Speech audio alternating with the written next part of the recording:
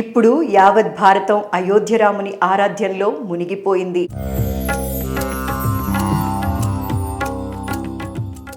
జై శ్రీరామ్ ఇది ఒక శబ్దం కాదు, 140 కోట్ల భారతీయుల భావోద్వేగం.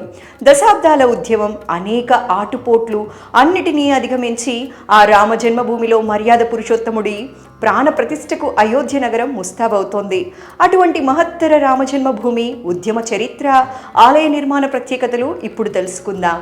రామనామమే దివ్యం, రామగానమే మధురం, రామనామమే దివ్యం.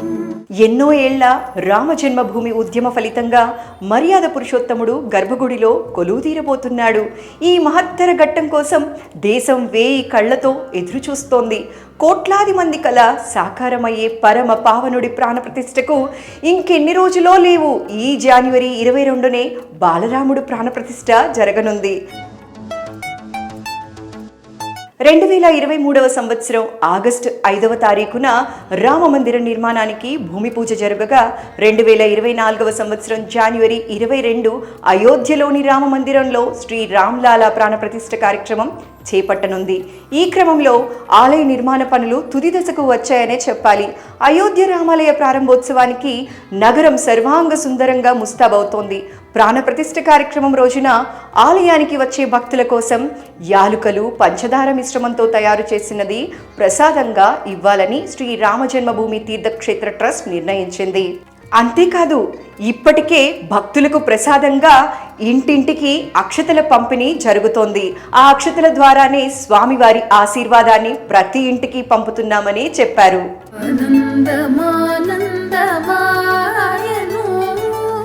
అత్యంత ప్రతిష్టాత్మకంగా నిర్మాణం అవుతోంది రామ మందిరం. ఈ ఆలయం నిర్మాణంలో ఎన్నో ప్రత్యేకతలు ఉన్నాయి. అయోధ్య ఆలయం దీర్ఘచతురస్ర ఆకారంలో ఉంటుంది. ఇలాంటి ఆలయాలను మనం ఎక్కువగా దక్షిణ భారతదేశంలో చూస్తూ ఉంటాం. ఈ రామాలయం నాగర్ శైలిలో 3 అంతస్తులతో నిర్మించబడింది.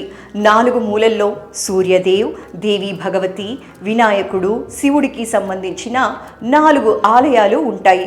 ఉత్తరం వైపు అన్నపూర్ణ, దక్షిణం వైపు హనుమంతుని మందిరం ఉంటాయి. సమీపంలో పురాతన కాలం నాటి చారిత్రక బావి అయిన సీతాకూప్ ఉంది. శ్రీ రామజన్మభూమి మందిర్ కాంప్లెక్స్లో వాల్మీకి, వశిష్ఠ, విశ్వామిత్ర, అగస్త్య, నిషాద్ రాజ్, మాతా శబరి, దేవి అహల్య మందిరాలు ఉన్నాయి. కాంప్లెక్స్ నైరుతి భాగంలో కుబేరుడు, శివాలయం, జటాయుని స్థాపన కూడా ఉన్నాయి. రామమందిరం గ్రౌండ్ ఫ్లోర్లో దాదాపుగా 167 స్తంభాలు ఏర్పాటు చేశారు. ఆ స్తంభాలపై చెక్కిన దేవతామూర్తుల విగ్రహాలు ఆకర్షణీయంగా కనిపిస్తాయి. ఈ ఆలయం దాదాపు 1000 ఏళ్ల వరకు మరమ్మతులు అవసరం లేకుండా నిర్మించబడుతోంది. రిక్టర్ స్కేల్పై 6.5 తీవ్రతతో భూకంపం వచ్చినా సరే తట్టుకునే విధంగా పటిష్టమైన పునాదితో నిర్మించారు. 12 కిలోమీటర్ల లోతు పునాదులు నిర్మించారు. ఈ పునాదిని పూరించటానికి ఉపయోగించిన మట్టి 28 రోజులలో గట్టి శిలలా మారుతుందట. 2024 సంవత్సరం జనవరి 22వ తారీఖున పుష్యద్వాదశి రోజున బాలరాముడి విగ్రహాన్ని నూతనముగా నిర్మిస్తున్న ఆలయంలో ప్రతిష్ఠిస్తారు. గర్భగుడిలో ప్రతిష్ఠించేందుకు మొత్తం 3 విగ్రహాలను తయారు చేయించారు. అందులో ఒక రాముడి విగ్రహం 51 అంగుళాలతో బాలుడి రూపంలో ఉంటుందని ఆలయ వర్గాలు చెబుతున్నాయి. అయితే ఈ విగ్రహాన్ని 35 అడుగుల దూరం నుండి మాత్రమే భక్తులు దర్శించేందుకు అనుమతించారు. విల్లంబులు ధరించి కమలముపై కూర్చునే బాలరాముడిని 3 శిల్పులతో వేర్వేరుగా చెక్కించారు. అందులోంచి ఒక విగ్రహాన్ని ఎంపిక చేశారు. ప్రస్తుతం ఉన్న పాత విగ్రహాన్ని అచలమూర్తిగా, కొత్తగా తయారు చేసిన విగ్రహాన్ని ఉత్సవమూర్తిగా పిలుస్తున్నారు. బాలరాముడి విగ్రహాన్ని గర్భగుడిలో ప్రతిష్ఠించే వారం రోజుల ముందు నుండే వివిధ కార్యక్రమాలు నిర్వహిస్తారు.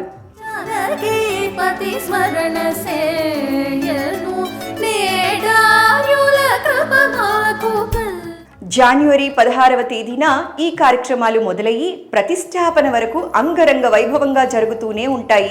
జనవరి 16న వేద పండితులతో సర్వ ప్రాయశ్చిత్ హోమం, దశవిధ స్నానం చేయిస్తారు. 17వ తేదీన రామ్లల్లా విగ్రహం ఊరేగింపు కార్యక్రమం జరుపుతారు. 18వ తారీఖున గణేష్, అంబిక, వరుణ పూజలు జరుగుతాయి. 19వ తేదీన అగ్నిస్థాపన, నవగ్రహ స్థాపన, 20వ తారీఖున సరయూ జలాలతో గర్భగుడి సంప్రోక్షణ, 21వ తారీఖున 125 కలశాలతో దివ్య స్నానం. ఇక వేద పండితులు నిర్ణయించిన శుభ గడియలైన జనవరి 22వ తారీఖున మధ్యాహ్నం 12:29 రాముడి ప్రాణ ప్రతిష్ఠ చేస్తారు. తరువాత గర్భగుడి వద్ద శ్రీరాముడి పట్టాభిషేకం జరుపుతారు. అనంతరం 48 రోజుల పాటు మండల పూజలు నిర్వహిస్తారు. అసలు ఈ రామ మందిరం వివాదం ఎప్పటిది, ఎలా మొదలైంది అని మాట్లాడుకోవాలంటే 165 ఏళ్ల క్రితమే ఇది నా రాముని జన్మభూమి అని ఒక సిక్కు పెద్ద సాహసం చేశారు. 1858వ సంవత్సరం నాటికి బాబ్రీ మసీదు అవధ్ అనే రాజ్యంలో ఉండేది. అప్పట్లోనే నిహంగ్ కల్సా సిక్కు వర్గానికి చెందిన బాబా ఫకీర్ సింగ్ కల్సా ఓ రోజు ఏకంగా బాబ్రీ మసీదులోకి వెళ్ళి హిందూ మతపరమైన పూజలు చేశారు.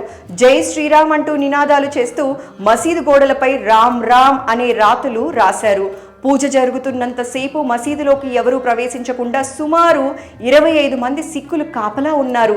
మసీదు లోపల అక్కడ శ్రీరామ్ విగ్రహాన్ని ఉంచేందుకు ఒక వేదికను కూడా ఏర్పాటు చేశారు.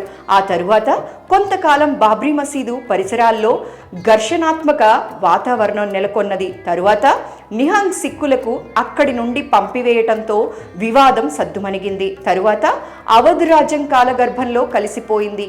కానీ ఆ నిహంగ్ సిక్కు సాహసోపేతమైన చర్యకు పోలీస్ రిపోర్ట్ చరిత్ర పుటల్లో నిలిచింది. ఒక విధంగా రామమందిర అనుకూల తీర్పుకు ఈ సాక్ష్యమే ప్రధానమైందని అంటున్నారు.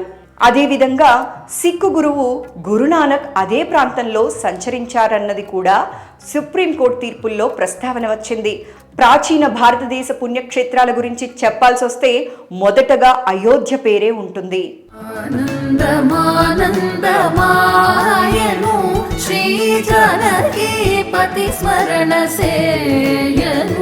ఇక ఈ ఆలయ చరిత్ర గురించి చెప్పాలంటే 1526లో బాబర్ మొఘల్ రాజ్యాన్ని స్థాపించారు.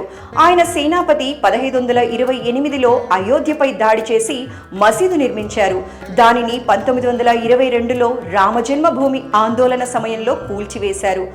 కొన్ని వందల సంవత్సరాలకు పైగా ఎన్నో ఆందోళనలతో కొనసాగిన ఈ వివాదం 2019 నవంబర్ 9న సుప్రీంకోర్టు గ్రీన్ సిగ్నల్ ఇవ్వటంతో సమసి అత్యంత సుందరంగా రామమందిరం కొత్త రూపును సంతరించుకుంటోంది.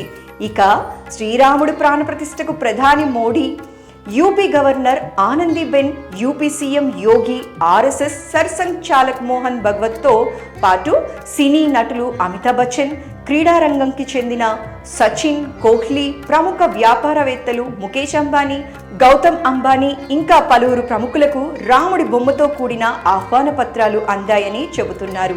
అదేవిధంగా 4000 మంది సాధువులు కూడా రానున్నారని, ఈ మహత్తర ఘట్టానికి భారతదేశ వ్యాప్తంగా మొత్తం 7000 మంది అతిథులను ఆహ్వానిస్తున్నారని తెలుస్తోంది.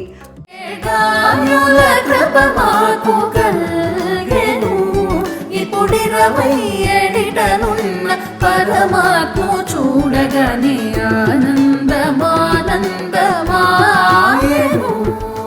కోట్లాది హిందువుల కల నెరవేరి దేశ ఆధ్యాత్మిక చరిత్రలో నిలిచిపోయే విధంగా అత్యంత ప్రతిష్టాత్మకంగా రూపుదిద్దుకుంటోంది అయోధ్య రామ మందిరం. జై హింద్, జై శ్రీరామ్.